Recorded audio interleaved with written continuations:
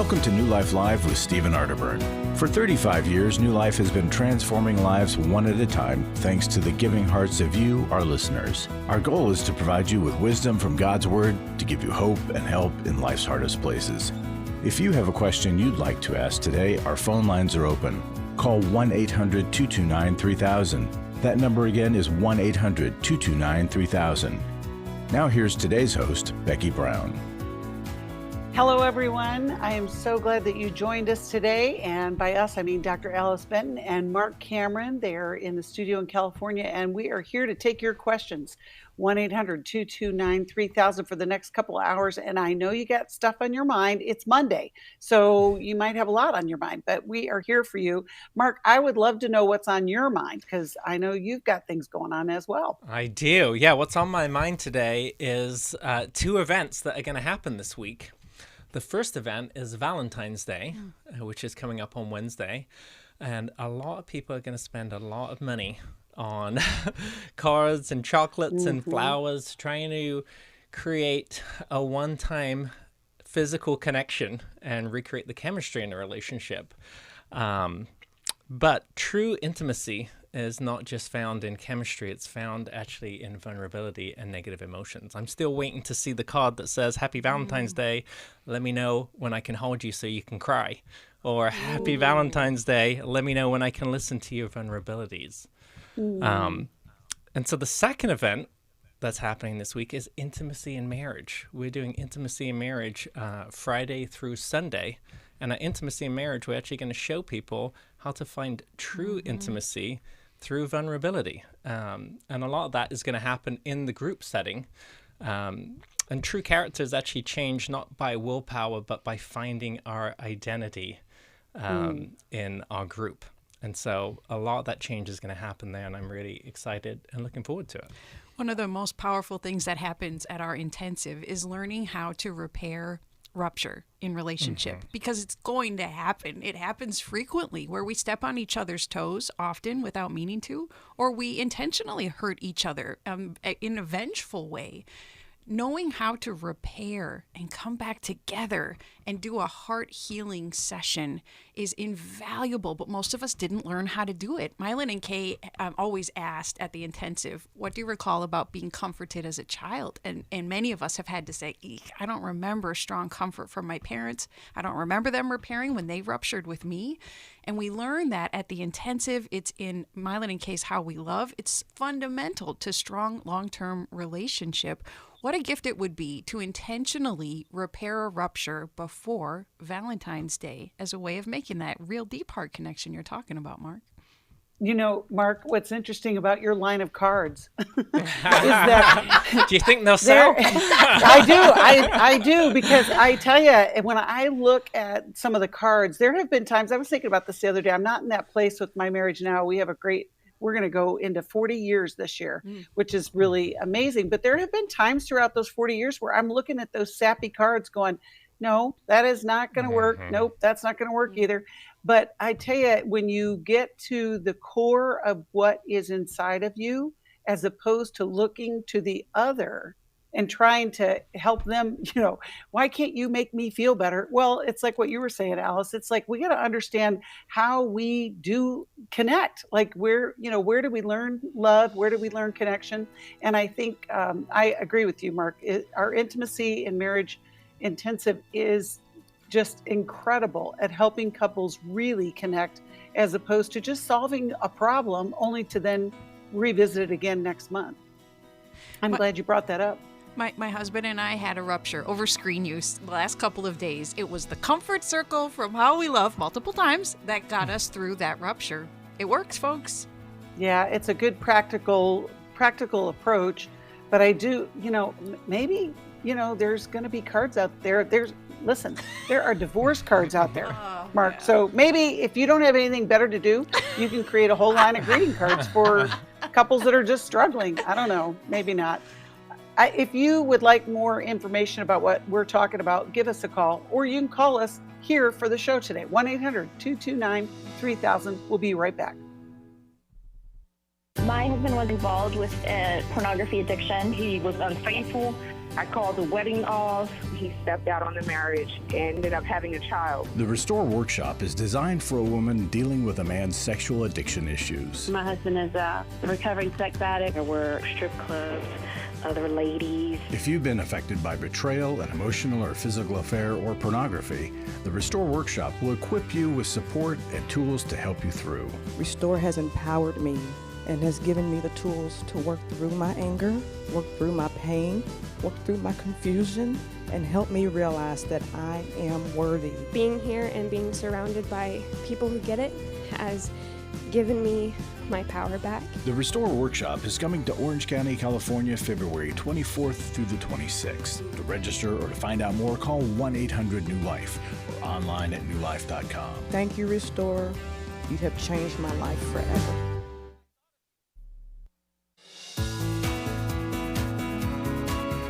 To find out more information about New Life or to order any of the resources mentioned on today's program, call 1-800-NEW-LIFE. Now back to New Life Live.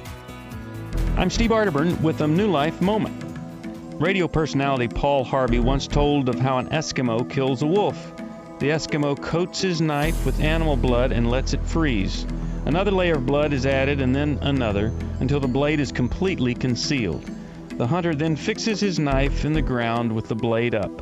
A wolf follows the scent, finds the source, and begins licking. Aroused by the taste, it licks the blood-covered blade progressively faster and harder. Amidst the wolf's frenzy, it doesn't notice the eventual sting of the exposed blade in its own tongue, nor that it's now consuming its own warm blood. The wolf simply craves more until it falls dead in the snow. It's a grisly story, but a poignant illustration of how we too stand in danger of being consumed by our own lusts. For 10 tips on maintaining sexual integrity, visit newlife.com. I'm Stephen Arterburn, and thanks for listening to this New Life Moment. Well, that is pretty extreme, Steve. I mean, but he makes a point. We stand in danger, right? Because we just keep doing the same thing and we expect different results. And how many of us have ever been in a place where we either we are continuing to make poor choices or we're in relationship with somebody who continues to make poor choices and you just watch them as they decline? Well, Becky, surely some of our listeners are moving towards Valentine's Day knowing that they've got a secret pornography issue going on. Or ladies, that we have a secret emotional affair going on social media. I mean, all of us, let's check our side of the street as we move to this day that's all about love. Is our side of the street clean? And if it's not, are you getting help to clean it up? This is a good time to check that. And we've got Restore and we have Every Man's Battle. That'll be happening in February and in March. So now's the time, folks. Take care of this. Well, and that's why I want to repeat myself with that statement I said that willpower doesn't change us. We're changed in groups, in group identity. And so groups are just so important when we have a problem to be able to get around others. That's how we get healed, is in community. It's interesting that there are a lot of people that think that doing bad things, and you can fill in the blank with whatever that may be, is not that bad. But what we hear over and over again is the destruction as it continues in their lives. And if you ever, I'm one of those that still reads the paper. I'm still reading things that are happening in the world. And just today, yesterday was the Super Bowl, and just today there was a headline of $7 billion in gambling occurred in the last year. Wow. 7 billion. And I think about, then they put the little disclaimer of, gamble responsibly. I don't even know what that means. And then we also talk to so many people who struggle, like you were talking about, Alice, with pornography use. And they think, well, one look, I'm not hurting anybody. And then before you know it, you read something in the paper about somebody who was an official and they paid for something to be done it's really a tragedy. And I wonder if when you're listening to, whether it's our program or you maybe go to church every week and you're listening to that, what happens when you shut down wisdom? What happens when you shut down advice, or if you disregard some of the realities of life where there are just things that are consequential to our poor choices. And I just think about, there's one of my favorite things, I say it all the time, is check yourself before you wreck yourself. But if you're not checking yourself against truth, you can end up in a ditch. I mean, it's really a conundrum. And if you're still hiding some of that behavior, Sherry Keffer shared a study in her book, Intimate Deception, where the disclosure of that hidden lust, pornography, emotional affair is such a big part of the healing process versus it being discovered. And so you might think, well, I don't want to reveal this because I don't want to hurt my spouse. But you're already living in disconnection. And the revealing, although it will be disruptive, revealing is part of the healing process, especially if you reveal coupled with, and this is how I'm already getting help, and I'm already signed up for Every Man's Battle. I'm already signed up for a New Life Intensive. I'm already in counseling, and I'm revealing that I've been struggling with this problem. The spouse that hears that kind of confession reports that it's an enormous relief to receive that disturbing truth, but they've already felt that something's been going on without knowing what it was. And there's a difference there between disclosure and discovery. In discovery, you've been found out. You're not really ready to change your heart and do the transformation work. But in disclosure, you're that's the beginning of the transformation work, because you're confessing. There's a reason why the Bible says confess your sins, again, to one another. And then the Lord is faithful to forgive them. And so in disclosure is when we demonstrate to our spouse and to others that we're ready to do the transformation work.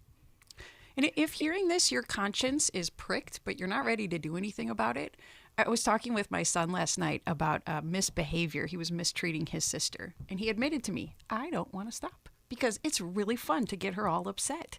And we can be in a sin pattern that we know is wrong, but we're not yet ready to give it up because it still provides more pleasure than not. But God will even receive that admission from us. If we can be that honest, God, I'm using pornography and I don't want to stop, but I will tell you that because I know it's wrong and I'm not ready to give it up. That level of invitation, God can come in. He can work with that, and He's willing to give us grace if we'll even just admit we're not ready to give up the sin pattern yet. So, Marc, I'm thinking about the couples that you work with in your clinic, in your clinician work, and I want you to talk about the challenges of saying those difficult things, because, just like you're saying, Alice, there is hope and there is help, but how do you have those conversations? Yeah, so Alice was talking earlier about the comfort circle, and that really is the format to have these discussions. I think the difficult thing for folks is to learn to get past the fear and get past the anger. Oftentimes when we're riled up, we're bothered,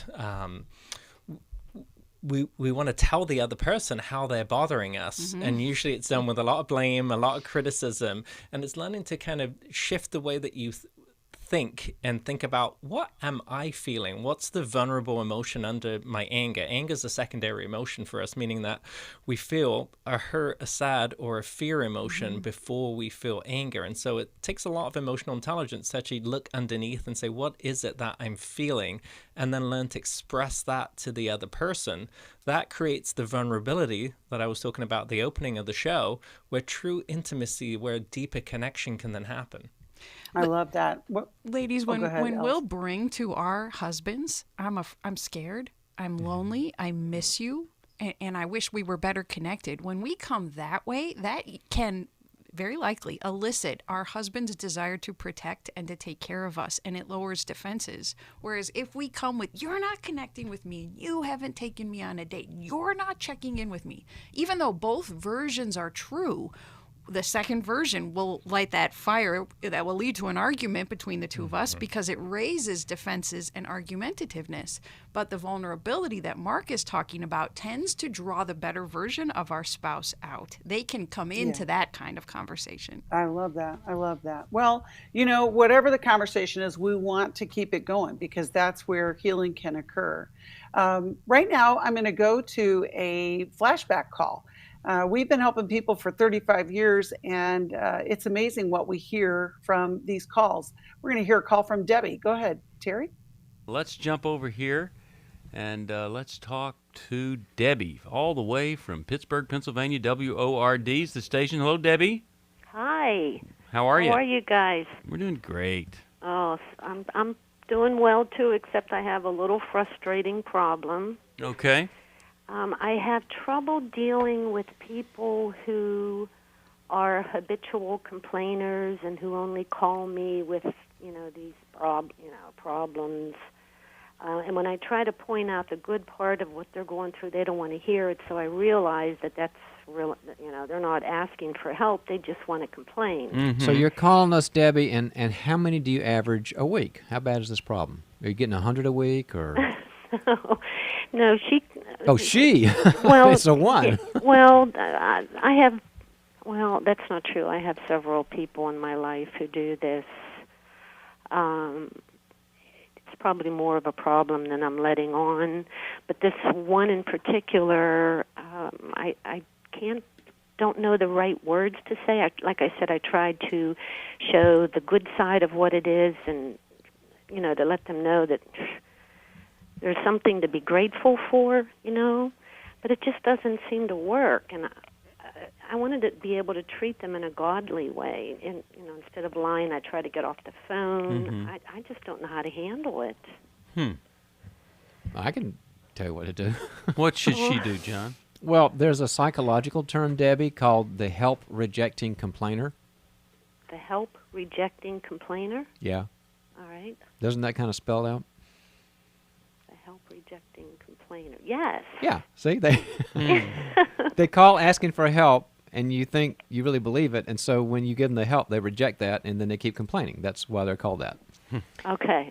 And the answer is to tell them the truth, and either they will use your advice or they won't call you again. And the truth is, Sally, I really want to help you, but the last time we talked, when you called, last week, did you do those suggestions I made? Well, no. Well, I'll tell you what. I'm not going to talk to you again about this problem until you do the suggestions, and then give me a call. Otherwise, let's talk about politics and theology and sports. And either she'll never call you back, or she'll call you and only talk about happy things, or she'll find somebody else to dump on. But you have to hold her accountable to your suggestions. Okay, that's the help that I need. I have done that 1,000 times. I've had 100 or so people come to me and say they want to write a book. I think 3 wrote one after that. But when you told them what was involved? Well, all I tell them is you write an outline. If it's a 20-page outline, you have a book. If it's a 2-page outline, you have an article. You get it published in a magazine. It's read by more people than would have ever read the book. But here's my point. Once I've said to them, you develop an outline.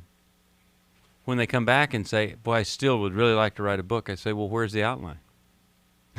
It's just, that if they're not going to do step 1, don't come back and ask me, what's step 1? Go do step 1. Okay, but she doesn't really ask me for help. Well, you tell her, you know what? Everything you that's just say, bothering her. well, I've listened to everything you said, and I really believe if you want to be helped, and this is the best advice I could give you, you have to join a women's Bible study group. Okay, so then when she calls you again, you say, well, now, but did you join the Bible study group? Oh, I see. No. Okay, well, like I said then, I think you ought to go join that group. Right. Hey, did you see Desperate Housewives last night on television? Start talking about something else. Mm-hmm. You get off of her problem. Yeah, Debbie, you ever noticed, have you listened to this show for a while? It's often as I can. Well, have you ever noticed how one thing that we do to kind of help people, to guide people to getting where they want to go, is we'll say, what's your question? Or give us a question. Because people will call saying, my marriage is falling apart or my kid's crazy or whatever. And a lot of times we'll say, okay, we get the picture, what's your question? If we don't say that, sometimes people just go on and on. And they don't know that. It's an innocent thing, but it's kind of a way to structure it. So Sally calls you and life is horrible and, the seals are dying and, there's too much ozone or whatever. The seals are dying. And who knows? And you say, gosh, that's awful. How can I help you? And then you kind of force her to ask you a question, which you then gave her advice, and then you got something to be accountable for the next week. It's really helped. And in fact, for that percentage of people that are not help rejecting complainers, They really do change and transform because they needed somebody to do that, and it helps them with the other that ones. sounds great. Okay. Oh, I like that. All That's right. terrific. That's just what I needed, just that little spark to help me get through. Well, Debbie, you keep being a helper out there. Yeah. You're helping your buddies. I tell you, we all need help time and again, but that was powerful. A powerful plan for listening. We want to listen to you, and we want to hear from you. We're going to take some calls. We get a call online. We got some space open, so call us 1-800-229-3000. We're going to be taking calls for the next hour and a half, and maybe you are having a little bit of a challenge like Debbie was, where somebody wants to tell you all the problems, but they don't want to take advice. Well, most of the time, people don't want to hear your advice, but they could use some help. We want to listen. We want to be part of the problem solvers. We'll be back after this. About 4 years ago is when I discovered my husband's addiction. I heard about New Life.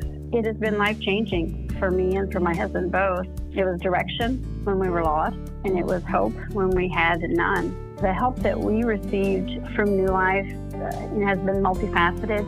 My husband did the Every Man's Battle workshop. We did the marriage weekend. We are avid listeners of the radio and TV programs, and I think those are awesome, wonderful resources. And, I think the people who support New Life financially are people that I'll never know. I'll never be able to thank them personally for the gift that they gave to us. I believe, beyond a shadow of a doubt, that their giving saved me, my husband, and our family from being torn apart. To make your tax-deductible gift, visit newlife.com and click Donate. Call 1-800-NEW-LIFE or text NLM to 28950. That's NLM to 28950. Daniel Grossman on coaching. Coaches are really focused on the future and helping people to develop those skills and those strategies to help them move forward in their life. A coach really partners with you to focus on things like personal growth or health goals, spiritual growth, helping you develop in your career or possibly strengthening your relationships or maybe even breaking free from a negative pattern. If you need a coach for life, your career, relationships, your health and fitness, leadership, and more, call New Life today and ask about the New Life Coaching Network. Our coaches have been trained and screened with the same intensive process we use for our network counselors. Coaches use different techniques. Some like to use strategic questions and accountability, ultimately empowering you to take those next steps towards your goals. Take control of your life and take action to achieve your goals. Call 1-800-NEW-LIFE and talk to us about getting a New Life coach today. I really believe that everyone can use a coach in their corner. 1-800-NEW-LIFE.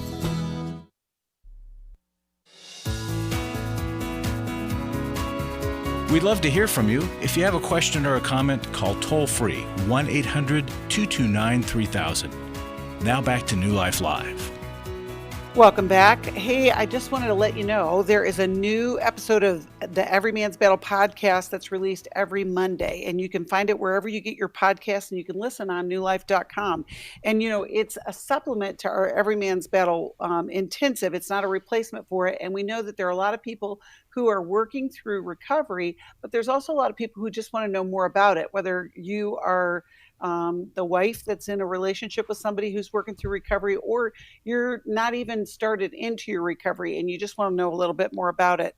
We are going to have our intensive March 1 through 3 in Dallas. And so maybe this will be your time to make a difference in your life and to heal your legacy. And we just look forward to helping you along that way. If you're not sure about this, we have an intensive quiz. Well, it's not intense. The quiz isn't intensive, but it's a quiz where you can see if the intensive is for you. You can go to newlife.com and take it there. It's an easygoing quiz. An easygoing quiz to find out about the intensive. You fit. Yep. Yes. Okay. Now we're going to go to the calls, and we're going to continue taking calls. 1-800-229-3000. We're going to go to Deborah, who's calling us from Minneapolis, listens on Sirius XM. Hello, Deborah. How can we help you today? Hi, Becky. I met you in October down in Dallas. Oh, hi, Deborah. And hi, at the Intimacy and Marriage. I am at a crossroads right now with my husband. I need help deciding what my next step will be. I'm pretty sure I know what it is, but how to word it, how to say it, I'm thinking of asking him to move out. We did the intimacy in marriage. I've done Restore. He did Every Man's Battle. It didn't work for us. He wanted nothing to do with the workbook, nothing to do with the comfort circle. So I set a boundary of separate bedrooms. Basically, I'm just kind of living my life doing my thing, going to work, Bible study. I go to AA, and nothing's changing. He doesn't communicate. I tried to say we need to do this. That didn't work. And then I stopped talking. That didn't work. And now I think I've crossed over into the land of I don't care anymore. And I need to move on. And not exactly sure how to do that. I mean, I think I know how, but I'm at that point right now where it's done for me. Yeah. You're looking for clarity, Deborah, and you're trying to figure out what the next step is forward. I have one question. Are you doing counseling at all or any kind of group work other than AA? Okay, you are? Yes. Yep. I went to Restore, and then I found a good counselor around this area. It's like I'm working with her for a long time, a couple of years now. Okay, very good. All right. Alice? Deborah, you have pulled together so much strength to keep increasing that distance your heart and your body need from your husband. And it is just tragic that he is rejecting the effects of your boundaries. He's rejecting all the good principles that he learned. This just must be shattering your heart. I want to understand your family situation a little better. Do you have children, and how young are they? Well, it's a second marriage, and I have 2 daughters in college. And I moved to a community that is mostly his family this last summer, so I don't have a lot of support. I built support because I had to. And now it's time for me to move closer to my daughters because he's not doing the work, and it's just not there. It's just not there anymore. Deborah, what was the extent of his infidelity? Was it pornography, beyond pornography? Pornography. It was pornography. He never did the follow-up. He never did the group. He never wanted to do disclosure. He never wanted to talk about it. And he hasn't, and he says he won't. And what has your consideration been of a legal separation? I probably should have done it 3 years ago. I don't mean to laugh, but yeah, that's definitely something that needs to happen. I just need to do it. And when you think about asking him to move out, what's the biggest fear or obstacle to you making that requirement of him or request? That he'll say no. Deborah, you said that you're in therapy. Is it couples therapy or is it individual therapy? Individual. He won't do couples therapy. Okay. So. What are his expectations for how your marriage will improve? Because I'm hearing that he's gone to intimacy in marriage. I'm hearing that he's gone to Every Man's Battle. So he's been willing to take some steps. What are his expectations for how the marriage will improve? And honestly, I cannot tell you that because he does not talk. One of the challenges, Deborah, is the shame that he is living in. And what we find a lot of times with the guys is that they're underneath this pile of shame, which keeps them immobilized. Now, that's not an excuse. It's an explanation of what, when you're faced with this brick wall of resistance, that's what's underneath it. And I'm not saying this for you to, just sympathy and all that, but it is to have some understanding about what's going on. And I think that in order for you guys to make a next step, whether you stay or go, there has to be a bigger conversation. You guys haven't been talking, but I'm wondering, because you're going to be talking even if you're talking to divorce lawyers. I mean, there's going to be a conversation that's going to come. We'll be back after this. For Most of my life I've been dealing with an opiate addiction. Why is opioid addiction quickly becoming one of our nation's biggest killers? Maybe it's because it isn't only those who are addicted who are in denial. We did what I see so many parents do, is it can't be an addiction. There's something medically wrong. It's impossible to solve a problem when you don't know what you're up against, and families will try to find any explanation except the one that will put them on the right path. Alcoholism and drug addiction is a family disease. It doesn't affect just the individual. If someone you love is abusing painkillers, know what you're up against. It's time to admit it's addiction and seek treatment. Call us today at 1-800-NEW-LIFE. We have Christ-centered partner treatment centers around the country. Call 1-800-639-5433 or visit us online at newlife.com. We just made a decision. We will do whatever it takes. 1-800-NEW-LIFE. I was sort of vaguely familiar that the 12 steps had some origination in the Bible. I found Life Recovery, and one of the things I liked so much was that it had such a broad appeal. It wasn't limited to just alcohol or drugs, that it was addressing a wide range of problems. At New Life, we believe everyone can benefit from a life recovery experience.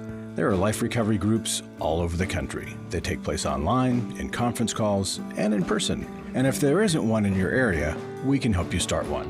We have startup materials, leaders' guides, CDs, Bibles, and more, all with discounts available for groups. Call us at 1-800-NEW-LIFE and ask for Terry Ward. The 12 Steps have long been a great help to people in recovery because much of the 12 Steps' power comes from the fact that they capture principles clearly revealed in the Bible. The 12 steps is really a pattern for all of us as Christians. Call 1-800-NEW-LIFE. That's 1-800-639-5433.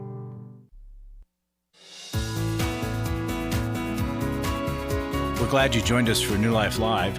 To be a part of the program, call 1-800-229-3000. Now back to New Life Live. Welcome back. We are talking with Deborah. We're going to continue taking calls, 1-800-229-3000. And Deborah's in a really difficult place where she's been doing everything she knows, and it doesn't feel like it's working. She's not experiencing success. Alice, you have a plan or a strategy that you want to suggest to her. And I want you to brace yourself, Deborah, because a few of the things I'm going to be saying will be hard, and some of them are a challenge to you. And I'm giving this to you because I care about you, and I want you to have the most effective attempt possible. And nothing you have done can justify his ongoing porn use. And so even though I want you to keep working on yourself, it doesn't excuse him to use porn, whatever's been happening on your side of the street. But I want you to consider with your counselor setting up an intervention with your husband and perhaps involving a man who loves him, cares about him, has an influence in his life.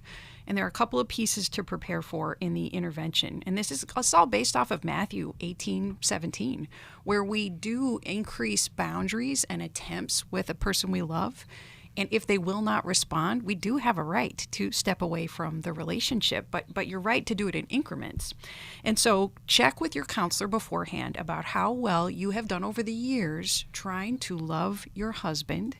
And if at times when you set good boundaries, did you ever do it in a vindictive way or in a hurtful way? Because we can misuse boundaries. I'm glad you've done what you've done. It sounds right. But check, how did you set them? Because sometimes the tones we use, the accusations we make, even if there's truth to it, it can make it really difficult for boundaries to have the intended effect. Check on that. And then I'd suggest you let him know the one minimum requirement you need to not then move to a legal separation or asking him to move out. And it might be, I want to give a last-ditch effort at this. If you would come in for couples counseling, then I would wait and see if there's hope for us. But if not, I'll have to think and pray about moving to a legal separation and possibly separating physically from you.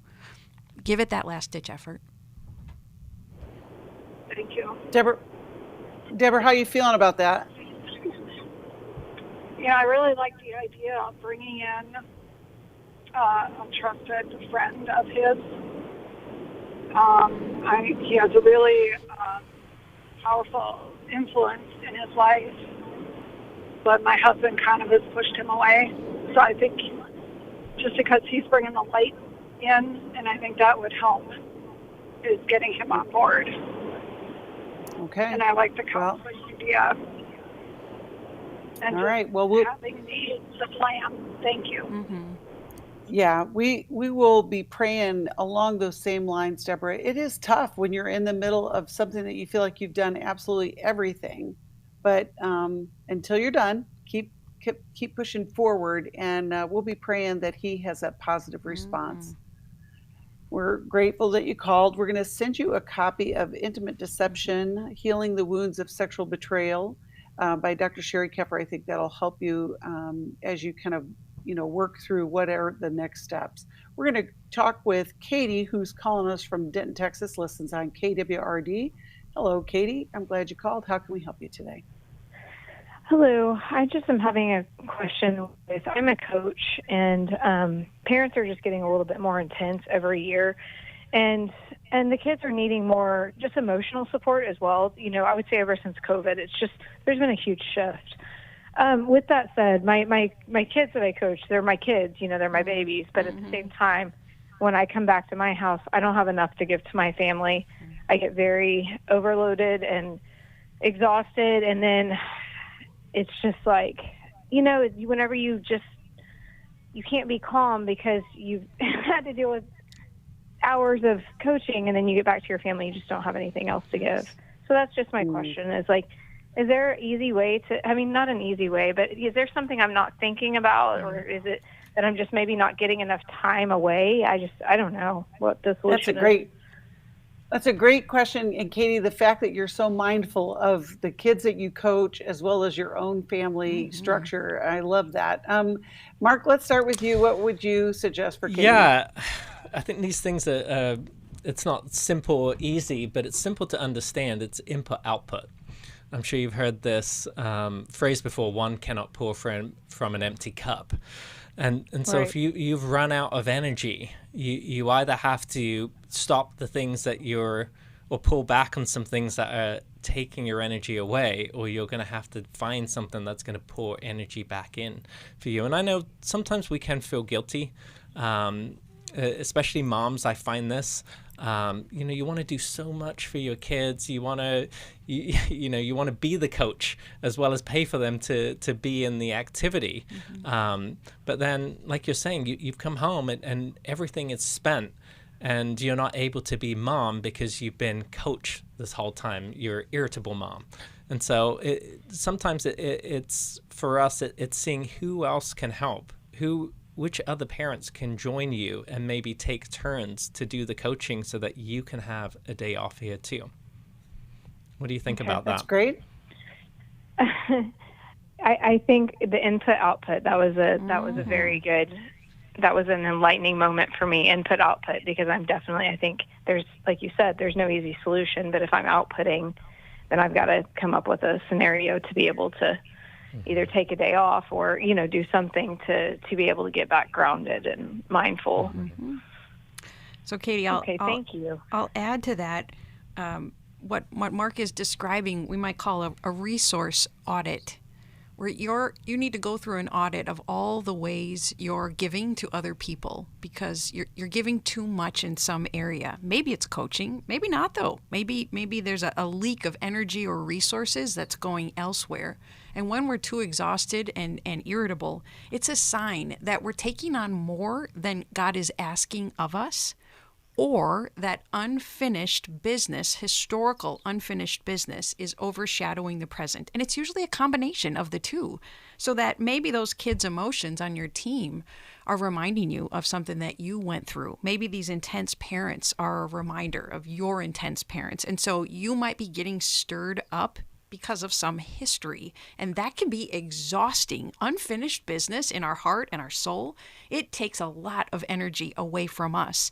And so doing a checkup from the neck up, where you have a coaching session yourself, a therapy session, so that you can figure out, where am I spending too much, or what from the past is getting mixed up with the present, so that I'm not holding on to enough energy for myself and my family. It's so powerful. That's helpful. Well, yeah. Katie, it's powerful that Alice is bringing this up, because I was thinking the same thing. I'm wondering, when you started your question with, parents have a lot going on. There's just so much since the pandemic. And I wonder, how would you express that in your own life? If you are a parent and you also endured the pandemic. What is overwhelming you besides the coaching? Well, I'm an empath too, like an empath to the extreme.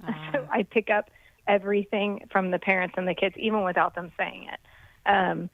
And so I think that also plays into it, because I can just feel everybody's intensity. And I know I need to do better with like putting myself in a bubble and blocking it out, but I'm just not good at that. Well, I think there's another strategy, though, Katie. It's funny because, Alice, we were just talking about the pleaser part of us, and I think that we don't want you to be numb. And I think that's where you got to figure out the input-output kind of thing that you're talking about, Marc. I think that when we feel a lot, we think the answer is to not feel, and then I'll be okay. The reality is, how do I deal with the feelings when they're coming at me in such a powerful way? And where do those things connect with my own experience? I don't know. Go ahead, Alice. Well, or Marc, as you see the kids' emotions, you are probably pulled to try to fix and maybe even become an emotional coach for them or a therapist for them, because it looks like their parents aren't doing enough. And that might be you stepping somewhat beyond your role. It is, of course, part of coaching to love your kids well. But if you're going too far, you're going to burn out. And you may not be allowing that to be delegated to somebody whose role it should be, whether it's alerting the parents. Hey, I think your kid could use a little extra help in this area. I'm seeing this big emotion come up. It might even be making a referral so that they can get therapeutic help, because it's becoming too much of your job. I agree with that completely. Unfortunately, a lot of parents are checked out and they're just putting kids on medication. And I hate saying that that's what's going on, but right. I've never seen so many teenagers on medication in my life. So, yeah, it's a sad situation for sure. Yeah, but I think for you, Katie, I think it's what Alice is saying, and what you're affirming here. It's that empath role. And some people are highly sensitive people. And they just feel more from others, and others have learned to be pleasers from their childhood. They were put in a caretaking role, and they default to that role in parenthood. But the same thing is needed for both, and it's the distinction between numbing and desensitizing. So we don't want you to be numb, but we do want you to learn how to desensitize and figure out, okay, it's difficult to see this person struggle, but where do I know the limits of how I can help and where I need to pass that on or allow others to step in. Right. That's so helpful. Thank you so much. We're grateful that you called, Katie. We'll be right back after this.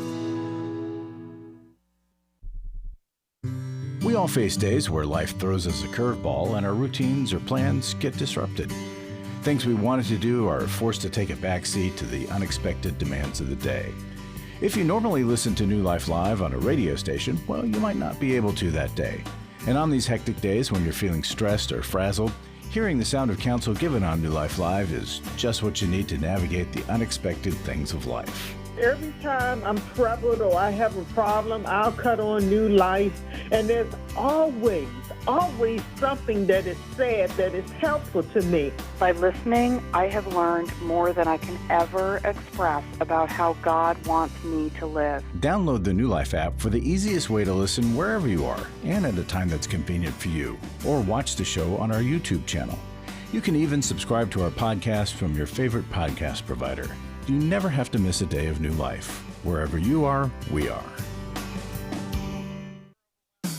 Hi, this is Steve Arterburn, and for over 34 years, New Life has been the most trusted name in Christian counseling. Your ministry has saved my life. If you struggle with emotional hurt, family, or marriage problems, the pit of depression, or the pain of addictions, we can help. I'm down 100 pounds now from what I was. Our treatment programs provide clinically appropriate solutions from licensed professionals, all in a biblical framework. I have had problems with alcohol. I think God has ordained this place to be His. You don't have to be a prisoner of your pain. Help is available at 1-800-NEW-LIFE. She tells me that I'm a new man, and I feel like a new man. It worked for me, and it can work for them too. This time it is different. If you're ready to take the first step towards genuine spiritual and emotional healing, call us today at 1-800-NEW-LIFE. God can open the door to a better tomorrow. Call 1-800-639-5433.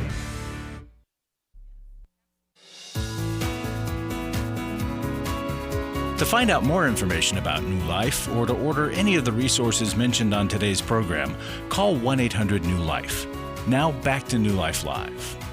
Welcome back. We're going to continue taking calls for the next hour, 1-800-229-3000. We're going to send Katie a copy of How We Love Our Kids. And I know, Alice, you had one more comment you wanted to suggest to Katie. Katie, over the break, I was imagining you connecting with the school counselor connected with most of those kids and having an in-service after a practice where the counselor takes on the role and offers referrals to the parents instead of you. I hope that's possible. Great idea. And I was even thinking earlier about, helping the parents along that way. It's something that we talk about all the time. Groups are powerful, and everybody getting in the room talking about the thing, not to solve the problem, but just to say, hey, we're all experiencing this. So let's help each other. It can be an incredible way to go. We're going to go to our final caller for this show, but we're going to keep taking calls. We got some on hold, so hold on, 1-800-229-3000. But we're going to talk to Joseph, who's calling us from Ely, Nevada, and listens on Sirius XM. Hello, Joseph. How can we help you today? Hello. Thanks for grabbing my call there. I've been faced with kind of a big challenge in my life, and so many people, when I try to talk to them about the Bible, they just don't believe that it's the inerrant Word of God. And I'm just wondering if you guys have like a go-to answer to that. And I'm sure you probably get asked that all the time. Well, Joseph, it's great that you are out there spreading the gospel. Marc, how would you start with this conversation? Yeah, well, I love to talk with people like you, Joseph, because I kind of have that mind that is wired for apologetics. But yeah, I mean, I'm hearing what you're saying here. It's hard to justify Christianity by saying, because it says so in the Bible, to somebody who doesn't believe in the Bible. It kind of seems like circular reasoning to them. And so I think really where we are called is to live a life of living out the gospel. And I wonder if you might have better or more effective connections by learning to ask questions rather than trying to convince people of what the Bible says. I find that that's a better strategy, to have somebody tell you what they believe, and then to ask, not questions that trap them or in a way that's kind of lawyer-like, but just thoughtful questions of help me understand that. How did you come to that conclusion? And so really in these thoughtful questions that you ask, you may even just kind of throw in kind of a rock in their shoe to say, well, have you thought about this? And just have them think about it. And I think if you can do that and have more of a discussion that way, I think you'll find that people may engage a little bit more with you. I love that. Asking questions. Get curious. That's good. Marc, before you finish that, I just want to know what would be a good example of a question that Joseph could consider to ask. Well, there's a really good book called Tactics, a Game Plan for Discussing Your Christian Values, written by Greg Koukl. And these are the questions that he asked. I actually said them in there. How did you come to that conclusion? Is a great question to ask. And there was another one, but sorry, this is it. It's what do you mean? And then how do you come to that conclusion? So have somebody explain when they make a statement. It's on them to defend the statement. It's not on you to have to defend that statement. So ask that clarified question. What do you mean? How did you come to that conclusion? And then maybe you offer you a little bit of insight. I love that. Yeah, Alice, for sure. what would you add to that? Joseph, one of the most fascinating, motivating things about the Bible that I have ever learned is the impact it has on people's behavior and on the safety of marriage, the security of a marriage relationship. And by that I mean research has been done on people that read the Word at least 4 times a week, and the difference that is seen in their lives in comparison to folks that don't read the Word that frequently. And there are decreases in all kinds of unhealthy behavior. Drinking goes down, addictive behavior goes down, anger, even depressing thoughts, anxiety goes down when people read the Word regularly. The divorce rate is about 50% whether you're a Christian or not. But couples who read the Word together at least 4 times per week, the divorce rate drops down to closer to 1%. It's an evidence of how the word actually impacts lives and behavior. Before I heard that, despite being a believer my entire life, I rarely read the word. I always got caught up in the begats list. Like, well, this is boring. Or the temple measurements. How's this going to impact my life? But when I found out about that research, it motivated me to increase my reading of the word. So although I agree with Marc that the way we preach best to folks is by our actions more so than our words, that's pretty motivating information about how the Bible can change our lives. I think too, Joseph, if there are people that you are discipling, they are searching. And so that gives you a good place to start. Because, like you said, Marc, we're not going to convince anyone of anything. I mean, we're taught that in our schooling for being therapists. It's like, it's not our job to convince somebody. It's to draw them into an understanding and help them to describe, what is their experience. And I think those questions that you posed, Marc, what do you mean and how did you come to that conclusion, can be useful in so many different situations. And, I don't know, Joseph, are those helpful hints as you continue in your work in ministry? Yeah, I think that's really helpful.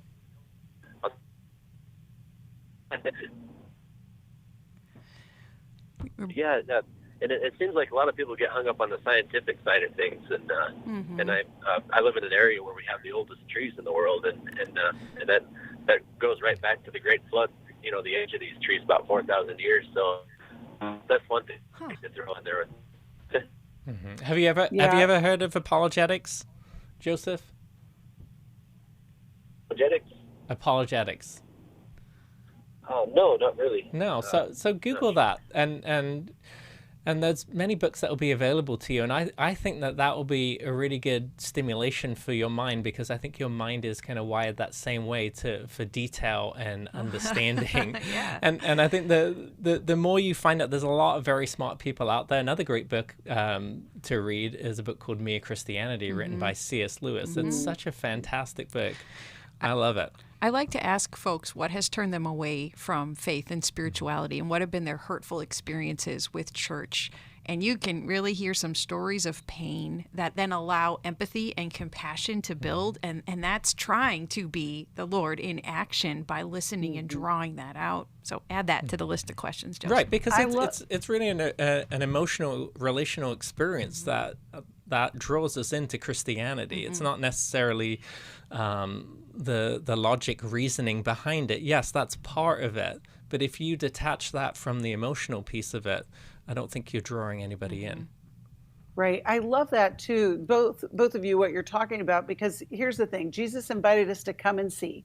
He didn't require us to understand every little thing. And when you think about the disciples, they were with him as he was doing ministry on earth, as he was fully man, fully God, and they still didn't get it. And so, as we are on our journey of faith, it is the word, it is being in community with other believers, it is studying the word, not just reading it, and also prayer, and then also the serving part of it. Because like what you're doing, Joseph, you are helping people in their journey. And we have so many questions, and there's nothing wrong with having questions. It's really when we get stuck on some of the certainties where we're, well, why do you believe that way? Well, let's explore, let's get there. And I think, one of the things that we do here at New Life is we integrate God's truth and sound psychological principles. We want you to have the full experience of life here on earth. Thank you, Alice. Thank you, Marc. Thank you, callers. For those of you who are on hold, we're going to get to you in just a minute. 1-800-229-3000 is where you can call. Stay in touch. We'll see you next time. Thanks for listening. We hope this program has helped you by giving you insights for handling the challenges you face in your life. We want you to know that we're here for you, but you also need to know that New Life Live is a listener-supported ministry. To make your donation or to get any of the resources mentioned on today's program, call 1-800-NEW-LIFE. That's 1-800-639-5433, or write to us at New Life Ministries, P.O. Box 1029, Lake Forest, California, 92609. Please join us again tomorrow for New Life Live.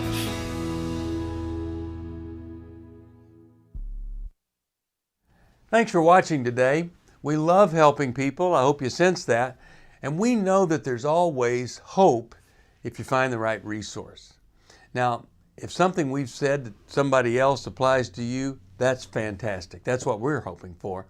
But also, if you want to join us directly, you can call 1-800-229-3000 between 1 and 3 Eastern Time, Monday, Tuesday, and Wednesday. Those are the best times to get through. And while you're here on YouTube, check out these other videos that we've done to help people see where they could grow or a different path to take. And if you do that, would you give us a thumbs up on the video, and please subscribe to this channel. There are many ways that we can help you outside of the radio program, and it's very hard for some to pick up a phone and dial 1-800-NEW-LIFE, but when you do, we put you in touch with somebody who cares about you, knows all the resources out there, and they're going to find the best for you. There is no reason to struggle alone. I hope to see you tomorrow. Hope you'll invite somebody else to come and join that maybe needs just a little bit of help along the way. I'll see you next time.